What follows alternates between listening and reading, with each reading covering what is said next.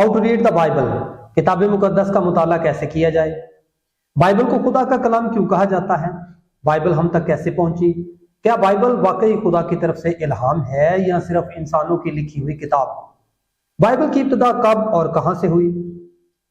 इन तमाम सवालात पर हम करेंगे मुफस्सल बातचीत और मुस्तनिद गुफ्तगू, और इस सीरीज में हम बाइबल की सदाकतों को जानने और समझने की कोशिश करेंगे। मैं हूं रॉबिन जॉन और आप देख रहे हैं सरोज क्रिश्चियन नेटवर्क, जहां आप बाइबल की मुस्तनिद तालीम और अपने पेचीदा सवालात के जवाबात बआसानी हासिल कर सकेंगे। इसलिए आगे बढ़ने से पहले हमारे चैनल को सब्सक्राइब कर दें और वीडियो को लाइक कर दें ताकि हमारी आने वाली हर नई वीडियो को नोटिफिकेशन सबसे पहले आपको मौसूल हो। मौजूदा दौर में नौजवान नस्ल के तर्ज जिंदगी में सोशल मीडिया ने एक गहरा असर छोड़ा है। लामुतनाही मालूमात, तफरीह, ऑनलाइन रवाबत ने उन्हें एक तरफ दुनिया की रंगारंग दुनिया में महव कर दिया है तो दूसरी तरफ रूहानी और बाइबली तालीमात से फासले पर डाल दिया है।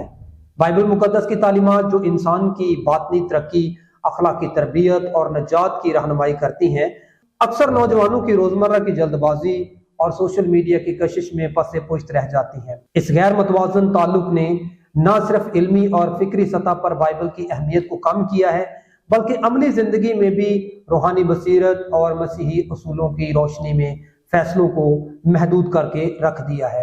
यूं नौजवान नस्ल का ज्यादातर वक्त सोशल मीडिया पर सर्फ होना एक नहायत हसास मसला बन चुका है, जो बाइबल की मार्फत और मसीही जिंदगी की हकीकी अकदार से दूरी का सबब बनता जा रहा है। हमारे जमाने की दुनिया किताबों से भरी हुई है।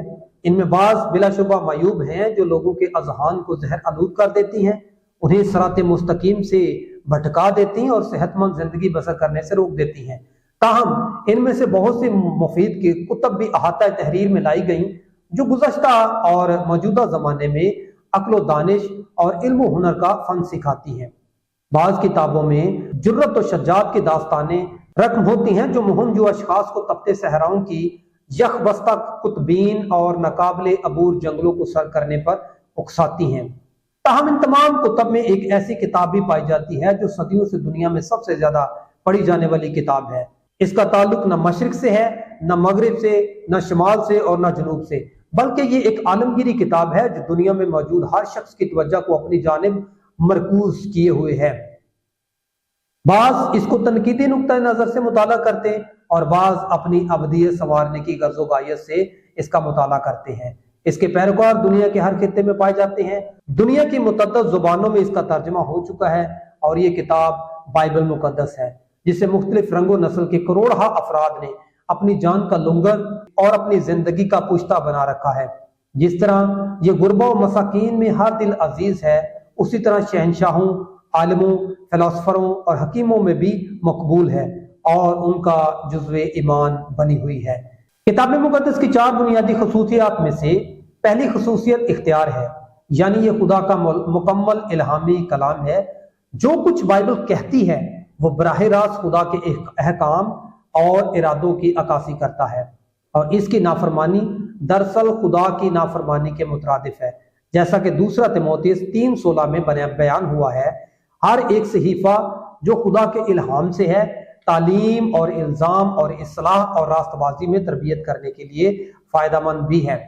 इस इबारत में 4 अहम जहतें पोशीदा है जो बराह रास्त खुदा के इल्हाम से जुड़ी हैं। पहली, तालीम जो इंसान की फिक्री और रूहानी तरबियत के लिए रोशनी फराहम करती है और जिंदगी के हर मरहले में रहनुमाई करती है।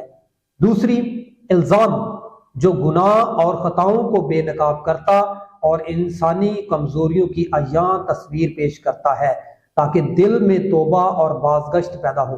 तीसरी, इस्लाह जो गलत राहों को दुरुस्त करती और गुमराही में मुब्तला इंसान को सीधी राह की तरफ रागिब करती है। चौथी, रास्तबाजी जो जिंदगी को खुदा के मयार पर ढालती और इंसान को पाकीज़गी, नेकी और अखलाकी कमाल की राह पर परवान चढ़ाती है। यूं बाइबल ना सिर्फ तालीम का जरिया है बल्कि ये इंसान की रूहानी अफजाइश, अखलाकी तसहीह और खुदा की कुर्बत में जिंदगी को मुकम्मल बनाने का लसानी नुस्खा भी है। किताब मुकद्दस की दूसरी खसूसियत वजाहत है, यानी इसका पैगाम हर कारी के लिए बआसानी समझने के काबिल है। बाइबल इस कदर सादा है कि एक बच्चा भी इसके अल्फाज में पोशीदा हिकमत और सच्चाई को महसूस कर सकता है और इस कदर गहरी کہ بعض اوقات عالم دین بھی اس کی تمام پرتیں مکمل طور پر سمجھنے سے قاصر رہتا ہے۔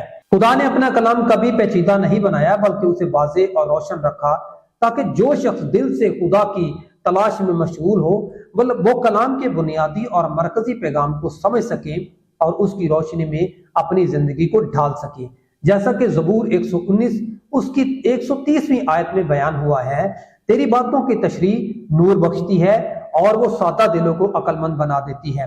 اس آیت میں یہ حکمت چھپی ہے کہ بائبل کی وضاحت ہر دل اور ہر ذی شعور کے لیے روشنی کا ذریعہ ہے، جو انسان کو سادگی میں فہم و فراست عطا کرتی ہے اور روحانی بصیرت سے منور کرتی ہے۔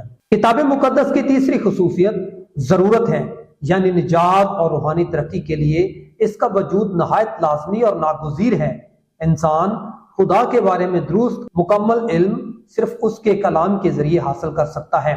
اگرچہ فطرت یا انسانی عقل خدا کی کچھ جھلکیاں فراہم کر سکتی ہیں، مگر وہ کبھی بھی مکمل سچائی، الہی ارادے اور روحانی رہنمائی کی جگہ نہیں لے سکتی۔ بائبل وہ واحد ذریعہ ہے جو ایمان اور نجات کی راہ میں مکمل روشنی فراہم کرتی ہے اور انسانی زندگی کو خدا کی حقیقت سے ہم آہنگ کر دیتی ہے۔ جیسا کہ زبور 10 اس کی 17ویں آیت میں فرمایا گیا ہے، پس ایمان سننے سے پیدا ہوتا ہے اور سننا مسیح کے کلام سے۔ اس آیت میں واضح ہے کہ ایمان اور روحانی نشو و نما کی بنیاد صرف خدا کے کلام کی سماعت اور اس کی تعلیمات پر مبنی ہے، جو انسان کو نجات اور حق کے راستے پر قائم رکھتی ہے۔ کتاب مقدس کی چوتھی خصوصیت کفایت ہے، یعنی یہ ایمان اور زندگی کی رہنمائی کے لیے مکمل اور کافی ہے۔ نجات، راست بازی اور روحانی نشو و نما کے لیے بائبل کے علاوہ کسی اور وحی یا الہام کی ضرورت نہیں۔ ہر زمانے، ہر معاشرے اور ہر مسئلے کے لیے اس میں بنیادی اصول اور رہنمائی موجود ہے جو انسان کو خدا کی روشنی میں چلنے اور روحانی کمال حاصل کرنے کی صلاحیت عطا کرتی ہے۔ جیسا کہ زبور 19:7 میں بیان ہوا ہے، خداوند کی شریعت کامل ہے اور وہ جان کو بحال کرتی ہے۔ اس آیت میں یہ حقیقت پوشیدہ ہے کہ خدا کے کلام میں وہ تمام رہنمائی موجود ہے جو انسان کی روح، اخلاق اور فکری زندگی کو مکمل اور مستحکم بناتی ہے، ہر دور کے امتحانات اور پیچیدہ حالات میں روشنی فراہم کرتی ہے۔ کتاب مقدس کی 5ویں خصوصیت عملی اطلاق ہے، یعنی اس کا مطالعہ صرف علم اور فہم تک محدود نہیں رہتا بلکہ اسے روزمرہ زندگی میں نافذ کرنا لازمی ہے۔ ہر روز بائبل کا مطالعہ کریں اور اپنی سوچ، فیصلے اور اعمال کو اس کے اصولوں کے مطابق ڈھالیں۔ زندگی کے ہر شعبے میں کلام کو رہنمائی کا معیار بنائیں اور اپنے ایمان اور عقیدے کے آخری پیمانے کے طور پر اسے قبول کریں۔ جب بائبل کے الفاظ کو عملی طور پر اپنایا جائے تب ہی روحانی ترقی، اخلاقی مضبوطی اور مسیحی زندگی کی گہرائی ممکن ہوتی ہے۔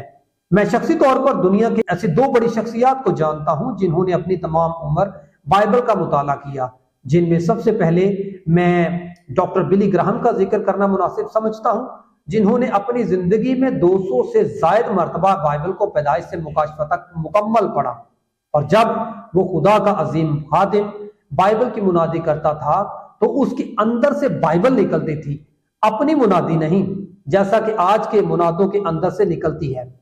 دوسری بڑی شخصیت ہمارے بزرگ ڈاکٹر حزقیل سروش تھے، جنہوں نے اپنی زندگی میں 70 مرتبہ بائبل کو پیدائش سے مکاشفہ تک پڑھا۔ ایک مرتبہ کسی نے ڈاکٹر حزقیل سروش سے کہا کہ پادری صاحب، آپ کیا ہر جگہ بائبل اٹھائے پھرتے ہیں؟ تو انہوں نے بڑی محبت سے جواب دیا کہ میں بائبل کو اٹھائے نہیں پھرتا بلکہ بائبل مجھے اٹھائے پھرتی ہے۔ تو موجودہ دور کے خدام الدین سے یہ سوال ہے کہ آج انہیں کون سی چیز اٹھائے پھرتی ہے؟ غور کریں کہ کہیں وہ بائبل کے علاوہ کوئی اور چیز تو نہیں۔ ان بڑی شخصیات سے متاثر ہو کر میں نے بھی اپنی زندگی کو ہمیشہ کتاب مقدس سے جوڑے رکھا۔ اب تک میں 8 مرتبہ بائبل کو پیدائش سے مکاشفہ تک پڑھ چکا ہوں اور 9ویں مرتبہ یہ عمل جاری ہے۔ اختتامی پیغام یہ ہے کہ یہ ایک تاریخی، الہامی اور زندہ کتاب ہے جو صرف ماضی کے واقعات کی داستانیں نہیں بلکہ آج بھی خدا کی آواز ہمارے دلوں تک پہنچاتی ہے۔ جب ہم اس کے اختیار کو تسلیم کرتے ہیں اور اس کی تعلیمات پر عمل کرتے ہیں تو نہ صرف ہماری زندگی کی سمت بدلتی ہے بلکہ ہماری سوچ، کردار اور ابدی انجام بھی خدا کی مرضی کے مطابق ढल जाते हैं। बाइबल की रोशनी में इंसान ना सिर्फ रूहानी बसीरत हासिल करता है बल्कि अपने अमाल और फैसलों में भी नेकी, रास्तबाजी और पाकीज़गी के मयार पर कायम रहता है और मसीही जिंदगी की हकीकी गहराई और मकसद तक पहुंचता है। अगली वीडियो में हम ये जानने की कोशिश करेंगे कि बाइबल मुकद्दस किन लवाजमात पर लिखी गई और कैसे हम तक पहुंची। तब तक अपना ख्याल रखें और हमारे चैनल को जरूर सब्सक्राइब कर दें। खुदावंद आपको बरकत दे। आमीन।